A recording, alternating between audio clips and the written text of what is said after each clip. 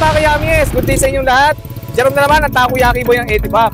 So ngayong araw na ito ay ating i-interviewin ang ating pinakabagong franchisee dito sa Silangan, San Mateo, Rizal mga kayamis. No?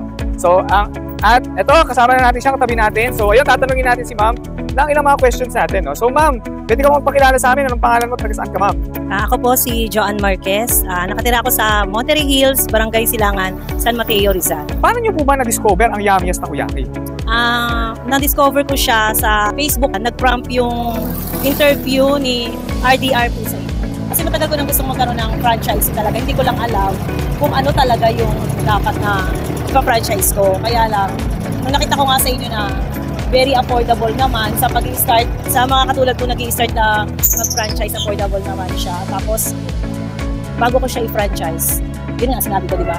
Pinuntahan ko yung pinakamalapit na branch dito, yung which is Blooming Treat, at nagustuhan ko yung lasa niya, kaya nag-go ako sa pagpa-franchise. Ayun, no? So ayun mga kayamis, no? Kinwento kasi sa akin kanina ni Ma'am Joanne na talagang sinadya niya pa yung Blooming Treat branch, no? So shout out sa mga taga Blooming Treat branch dyan. Naligaw pa siya actually, ang mga 4 na 7-Eleven na punta niya hanggang napunta niya yung tamang branch. Ano masasabi niyo ba na sa lasa ng Yummiest? Katulad nung nakalagay sa ating kiosk. Yummiest, mapapayes ka talaga sa sarap. Masarap talaga yung Yummiest Takoyaki. Yun, no? So, ano from 1 to 10? Sige nga, 1 to 10. Ilan kaya? 10 syempre. Yun. Iba yung confidence ni ma'am sa brand natin, no? So, sabi niya rin kasi kanina, sa amin, nung nagkakituan kami, since sinek niya nga sa Blooming Treat branch, no? Hindi kasi siya magbebenta ng isang produkto na kung saan hindi siya naniniwala sa sarili niyang masarap. Which is, yun din yung pananaw ko. Ang Yummiest Takoyaki ba, legit ba na business yan? Legit na legit po. Yan. Nung una, syempre, nag-hesitate ako kasi dalawa po yung nakita kong Facebook account nila. So, natakot ako baka scam. Pero napatunayan ko na hindi siya talaga scam, kundi legit talaga kasi nagpunta sila dito kahit nasa bundok na kami, dinayo talaga nila kami. So, nagkaligaw-ligaw sila. Pero at the end, sabi nga niya, kahit anong mangyari, makakarating kami dyan. So, yun. Nandito sila, legit. Okay yung kanilang kiosk na akala kong simple lang, pero maganda po yung kiosk nila.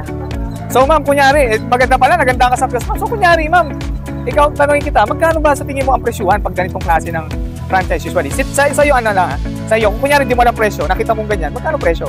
Kasi matagal na, katulad ng sinabi ko, matagal na ako naghahanap ng franchise. So more or less, nasa 50,000 yung tingin kong price niya sa ganitong klaseng kiosk. Ayun, 50,000 daw, no? Tapos magkano offer namin, napaka-affordable talaga. Invite ko po kayong lahat ng mga taga-barangay Silangan, San Mateo, Rizal. Natikman nyo po ang bagong-bagong Yummiest Takoyaki dito sa ating barangay sa Silangan na nasa Army Road.